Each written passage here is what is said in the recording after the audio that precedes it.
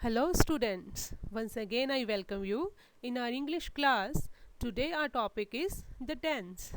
Hello प्यारे बच्चों, स्वागत है ਤੁਹਾਡਾ ਅੱਜ ਦੀ ਇੰਗਲਿਸ਼ ਕਲਾਸ ਵਿੱਚ। ਆਪਣਾ ਅੱਜ ਦਾ ਵਿਸ਼ਾ ਹੈ the tense. tense ਮਤਲਬ ਕਾਲ। ਆਪਾਂ ਸਭ ਨੇ ਪੰਜਾਬੀ 'ਚ ਪੜ੍ਹਿਆ ਹੀ ਹੈ ਕਿ ਕਾਲ ਕੀ ਹੁੰਦਾ ਹੈ। So now let's read in English. So now we will learn what is tense. Tense is a form taken by a verb to show the time of an action or a state. ਕੋਈ ਵੀ ਕੰਮ ਜਾਂ ਘਟਨਾ ਕਦੋਂ ਹੋਈ ਉਸ ਦਾ ਸਮਾਂ ਜੋ ਸਾਨੂੰ ਦੱਸਦਾ ਹੈ ਉਸ ਨੂੰ ਅਸੀਂ ਕੀ ਕਹਿੰਦੇ ਹਾਂ tense.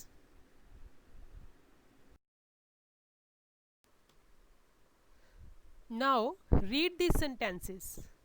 The first one is he sings a song. ਉਹ ਗਾਣਾ ਗਾਉਂਦਾ ਹੈ. And the second one is he sang a song. ਉਸਨੇ ਗਾਣਾ ਗਾਇਆ. The third one is he will sing a song. ਉਹ ਗਾਣਾ ਗਾਏਗਾ. ਤਾਂ ਪਿਆਰੇ ਬੱਚਿਓ ਆ ਤਿੰਨੋਂ ਸੈਂਟੈਂਸਿਸ ਨੂੰ ਪੜ੍ਹ ਕੇ ਆਪਾਂ ਨੂੰ ਕੀ ਪਤਾ ਚੱਲ ਰਿਹਾ ਹੈ ਸਮੇਂ ਦਾ ਪਤਾ ਚੱਲ ਰਿਹਾ ਹੈ ਕਿਸ ਤਰ੍ਹਾਂ ਦੇਖੋ he sings a song ਉਹ ਗਾਣਾ ਗਾਉਂਦਾ ਹੈ ਕਿਹੜੇ ਸਮੇਂ ਦੀ ਗੱਲ ਹੋ ਰਹੀ ਹੈ ਵਰਤਮਾਨ ਸਮਾਂ ਮਤਲਬ ਜੋ ਚੱਲ ਰਿਹਾ ਸਮਾਂ ਹੈ ਐਂਡ ਸੈਕਿੰਡ ਸੈਂਟੈਂਸ 'ਚ ਹੀ ਸੈਂਗ ਅ ਸੌਂਗ ਉਸਨੇ ਗਾਣਾ ਗਾਇਆ ਕਿਹੜੇ ਸਮੇਂ ਦੀ ਗੱਲ ਹੋ ਰਹੀ ਹੈ ਬੀਤੇ ਹੋਏ ਸਮੇਂ ਦੀ ਮਤਲਬ ਭੂਤਕਾਲ ਦੀ and in the third sentence he will sing a song ਉਹ ਗਾਣਾ ਗਾਏਗਾ ਕਿਹੜੇ ਸਮੇਂ ਦੀ ਗੱਲ ਹੋ ਰਹੀ ਹੈ ਆਉਣ ਵਾਲੇ ਸਮੇਂ ਦੀ ਮਤਲਬ ਭਵਿੱਖਤ ਕਾਲ ਦੀ So we can say that there are three types of tense.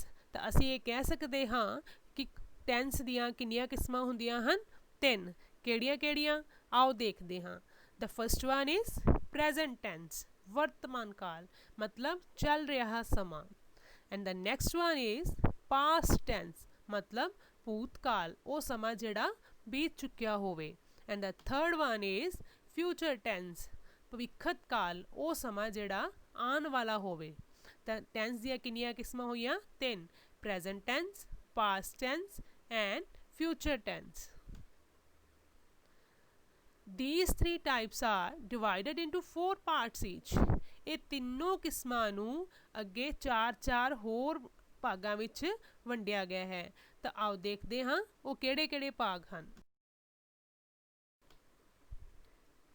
These 4 parts are ਉਹ ਚਾਰ ਭਾਗ ਕਿਹੜੇ ਹਨ The first one is indefinite tense ਉਹ ਕੰਮ ਜਿਸ ਦਾ ਸਮਾਂ ਨਿਸ਼ਚਿਤ ਨਾ ਹੋਵੇ ਜਾਂ ਫਿਰ ਉਹ ਕੋਈ ਕਿਸੇ ਦੀ ਆਦਤ ਹੋਵੇ ਉਸ ਨੂੰ ਆਪਾਂ ਕਿਹੜਾ ਟੈਂਸ ਕਹਿੰਦੇ ਹਾਂ indefinite tense For example he sings a song ਉਹ ਗਾਣਾ ਗਾਉਂਦਾ ਹੈ ਤਾਂ ਦੇਖੋ ਬੱਚਿਓ ਇਹਦੇ 'ਚ ਕੀ ਹੈ ਉਹ ਗਾਣਾ ਗਾਉਂਦਾ ਹੈ ਸਾਨੂੰ ਇਹ ਨਹੀਂ ਪਤਾ ਕਿ ਉਹ ਕਦੋਂ ਗਾਉਂਦਾ ਹੈ ਤੇ ਇਹ ਵੀ ਨਹੀਂ ਪਤਾ ਵੀ ਕਦੋਂ ਤੱਕ ਗਾਏਗਾ ਹੈ ਨਾ ਤਾਂ ਇਹਦਾ ਕੋਈ ਵੀ ਜੋ ਸਮਾਂ ਹੈ ਉਹ ਨਿਸ਼ਚਿਤ ਨਹੀਂ ਹੈ ਔਰ ਹੀ ਸਿੰਗਸ ਅ ਸੌਂਗ ਕੀ ਹੈ ਮਤਲਬ ਉਹ ਗਾਣਾ ਗਾਉਂਦਾ ਹੈ ਇਹ ਉਸਦੀ ਕੀ ਹੈ ਆਦਤ ਹੈ ਤੇ ਕਿਹੜਾ ਟੈਂਸ ਹੋਇਆ indefinite tense The next one is continuous tense ਉਹ ਟੈਂਸ ਜਿਸ ਤੋਂ ਸਾਨੂੰ ਇਹ ਪਤਾ ਚੱਲੇ ਕਿ ਜਿਹੜਾ ਕੰਮ ਹੈ ਉਹ ਚੱਲ ਰਿਹਾ ਹੈ For example he is singing a song ਉਹ ਗਾਣਾ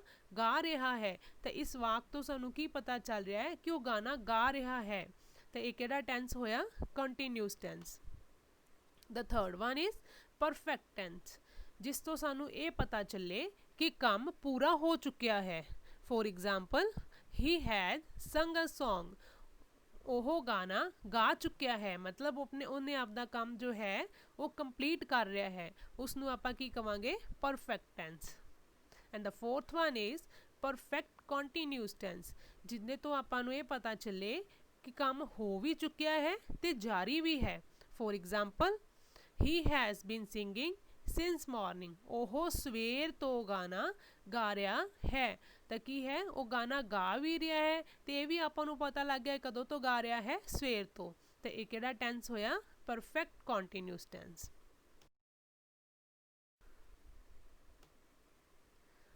So today we will discuss about only present indefinite tense ਤਾਂ ਅੱਜ ਆਪਾਂ ਸਿਰਫ ਪ੍ਰੈਜ਼ੈਂਟ ਇਨਡੈਫੀਨਿਟ ਟੈਂਸ ਬਾਰੇ ਗੱਲ ਕਰਾਂਗੇ।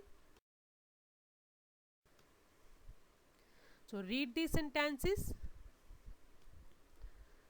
The first one is they play. ਉਹ ਖੇਡਦੇ ਹਨ। The second one is he writes. ਉਹ ਲਿਖਦਾ ਹੈ। And the third one is she always speaks the truth. ਉਹ ਸਦਾ ਸੱਚ ਬੋਲਦੀ ਹੈ। ਤੇ ਦੇਖੋ ਬੱਚਿਓ, ਜਦੋਂ ਆਪਾਂ ਪੰਜਾਬੀ 'ਚ ਦੇਖਦੇ ਹਾਂ ਉਹ ਖੇਡਦੇ ਹਨ, ਉਹ ਲਿਖਦਾ ਹੈ, ਉਹ ਸਦਾ ਸੱਚ ਬੋਲਦੀ ਹੈ। ਉਹ ਵਾਕ ਜਿਨ੍ਹਾਂ ਦੇ ਮਗਰ ਦੇ ਹਨ, ਦਾ ਹੈ ਜਾਂ ਫਿਰ ਦੀ ਹੈ ਆਉਂਦਾ ਹੈ, ਉਹਨਾਂ ਨੂੰ ਆਪਾਂ ਕੀ ਕਹਿੰਦੇ ਹਾਂ, ਕਿਹੜਾ ਟੈਂਸ ਹੈ ਉਹ? Present indefinite tense.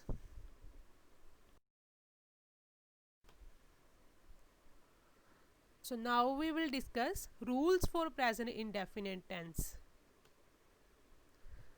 The first rule is subject he, she, it and any noun plus verb first form plus s, es। ਤਾਂ ਦੇਖੋ ਬੱਚਿਓ, ਜਦੋਂ ਆਪਾਂ ਪ੍ਰੈਜ਼ੈਂਟ ਇਨਡੈਫੀਨਿਟ ਟੈਂਸ ਬਣਾਉਣਾ ਹੈ, ਮਤਲਬ ਇੰਗਲਿਸ਼ ਦੇ ਵਿੱਚ ਆਪਾਂ ਕਿਸੇ ਵੀ ਸੈਂਟੈਂਸ ਨੂੰ ਪ੍ਰੈਜ਼ੈਂਟ ਇਨਡੈਫੀਨਿਟ ਟੈਂਸ ਦੇ ਰੂਪ ਵਿੱਚ ਲਿਖਣਾ ਹੈ, ਤਾਂ ਆਪਾਂ ਕੀ ਲਗਾਉਂਦੇ ਹਾਂ? ਵਰਬ ਦੀ ਫਸਟ ਫਾਰਮ ਦੇ ਨਾਲ ਐਸ ਜਾਂ ਈਐਸ ਲਗਾਉਂਦੇ ਹਾਂ। ਕੋਈ ਵੀ ਹੈਲਪਿੰਗ ਵਰਬ ਇਸ ਵਿੱਚ ਨਹੀਂ ਲੱਗਦਾ ਹੈ। ਅਫਰਮੇਟਿਵ ਸੈਂਟੈਂਸਿਸ ਮਤਲਬ ਹਾਂ ਵਾਚਕ ਵਾਕਾਂ ਦੇ ਵਿੱਚ ਕੋਈ ਵੀ ਹੈਲਪਿੰਗ ਵਰਬ ਨਹੀਂ ਲੱਗਦਾ। ਕੀ ਲੱਗਦਾ ਹੈ? ਵਰਬ ਦੀ ਫਸਟ ਫਾਰਮ ਦੇ ਨਾਲ ਐਸ ਜਾਂ ਈ ਐਸ। ਸਬਜੈਕਟ ਦਾ ਕੀ ਹੈ? ਸਬਜੈਕਟ ਕੀ ਹੁੰਦਾ ਹੈ? He, she, it and any noun, ਮਤਲਬ ਹੀ, ਸ਼ੀ, ਇਟ ਦੇ ਨਾਲ ਤੇ ਕਿਸੇ ਵੀ ਨਾਊਨ ਮਤਲਬ ਕਿਸੇ ਦੇ ਨਾਮ ਦੇ ਨਾਲ ਆਪਾਂ ਵਰਬ ਦੀ ਫਸਟ ਫਾਰਮ ਦੇ ਨਾਲ ਐਸ ਜਾਂ ਈ ਐਸ ਲਗਾਵਾਂਗੇ।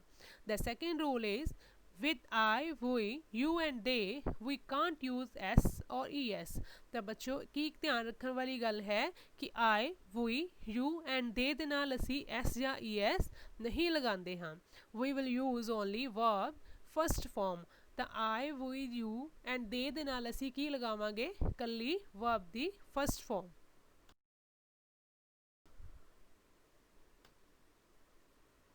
Now we will learn with which main verb we will use es। ਤਾਂ ਆਓ ਆਪਾਂ ਇਹ ਦੇਖਦੇ ਹਾਂ ਕਿ ਅਸੀਂ ਕਿਹੜੇ ਵਰਬ ਦੇ ਨਾਲ es ਲਗਾਉਣਾ ਹੈ। If the last letter of a verb is double s, o, z, ch and sh। ਮੰਨ ਲਓ ਅਗਰ ਕਿਸੇ ਵਰਡ ਦਾ ਕਿਸੇ ਵਰਬ ਦਾ ਲਾਸਟ ਲੈਟਰ ਜੋ ਹੈ ਉਹ ਡਬਲ ਐਸ ਹੋਵੇ ਜਾਂ ਓ ਹੋਵੇ ਜਾਂ ਫਿਰ ਜ਼ੈਡ, ਸੀ ਐਚ ਜਾਂ ਐਸ ਐਚ ਹੋਵੇ, ਉਸ ਦੇ ਨਾਲ ਆਪਾਂ ਕੀ ਲਗਾਉਂਦੇ ਹਾਂ? ਈ ਐਸ ਲਗਾਉਂਦੇ ਹਾਂ। For example let's see first word is ਗੋ।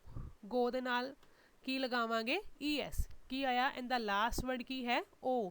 ਤਾਂ ਆਪਾਂ ਐਸ ਨਹੀਂ ਲਗਾਵਾਂਗੇ। ਟੈਂਸ ਚੇਂਜ ਕਰਨ ਵੇਲੇ ਆਪਾਂ ਗੋ ਨਾਲ ਕੀ ਲਗਾਵਾਂਗੇ? E S, goes. The second is search. ਤਾਂ ਦੇਖੋ ਬੱਚਿਓ, ਸਰਚ ਦੇ ਐਂਡ ਤੇ ਕੀ ਵਰਡ ਆਏ? ਦੋ, ਸੀ ਐਚ। ਦੋ ਲੈਟਰ ਸੀ ਐਚ ਆਏ ਤਾਂ ਆਪਾਂ ਕੀ ਲਗਾਵਾਂਗੇ? E S, searches. Third one is clash, clashes. Four fetch, fetches. Quiz, ਕੁਇਜ਼ਿਸ।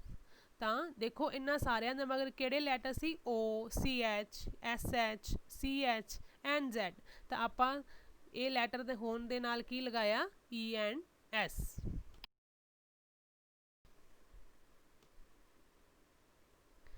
And with other verbs except ending letter double s, o, z, ch, sh we will use s।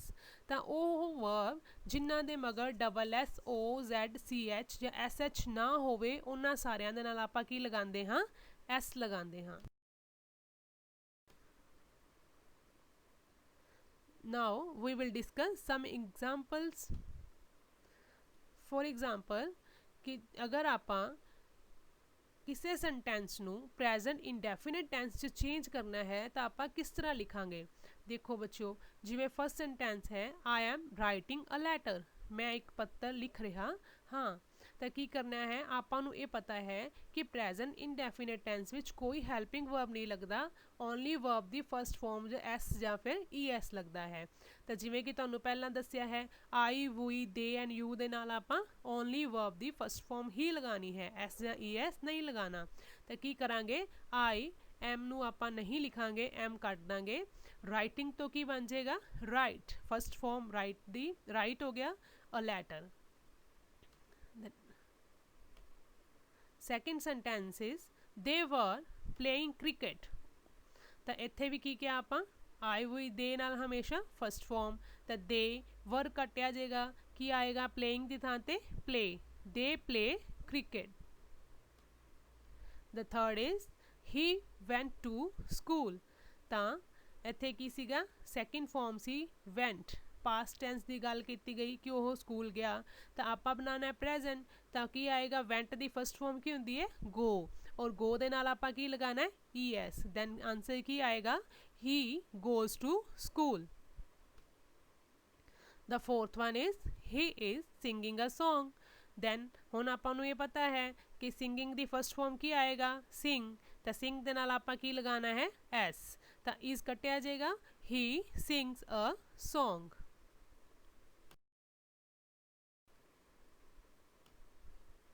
I hope ਕਿ ਤੁਹਾਨੂੰ ਸਭ ਨੂੰ ਸਮਝ ਲੱਗ ਗਿਆ ਹੋਏਗਾ ਕਿ present indefinite tens ਕੀ ਹੁੰਦਾ ਹੈ।